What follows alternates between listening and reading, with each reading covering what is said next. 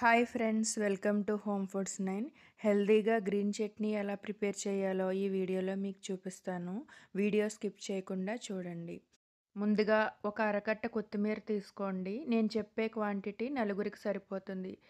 చివరి భాగం కట్ చేసుకుని అక్కడ ఉండే వేస్ట్ పార్ట్ అంతా తీసేసి వెడల్పుగా ఉండే ఒక బేషన్ కానీ మిక్సింగ్ బౌల్ కానీ తీసుకుని దాని నిండా నీళ్లు పోసి 2-3 టేబుల్ స్పూన్ల సాల్ట్ వేసి ఈ కొత్తిమీరని అందులో వేసి బాగా కడగండి. ఇలా కడగడం వల్ల హానికరమైన రసాయనాలు ఏవైనా వేసి ఉంటే అవి కొంతవరకు పోతాయి.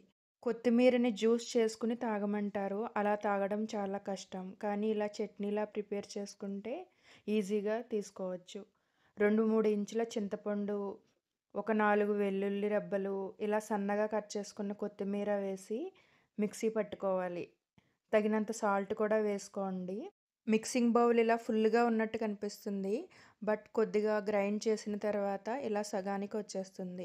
మధ్య మధ్యలో ఆగి ఇలా తిప్పుతూ గ్రైండ్ చేసుకోవాలి. ఒకేసారి గ్రైండ్ చేస్తే చట్నీ ప్రిపేర్ చేయలేము.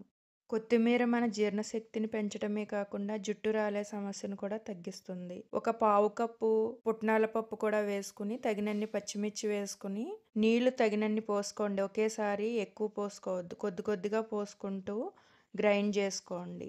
ఇలా చట్నీ మెత్తగా గ్రైండ్ చేసుకున్న తర్వాత పోపు కోసం రెడీ చేసుకోవాలి. ఒక టేబుల్ స్పూన్ ఆయిల్ వేసుకుని ఆవాలు, జీలకర్ర, కరివేపాకు, ఎండుమిర్చి వేసుకుని వేయించుకోండి.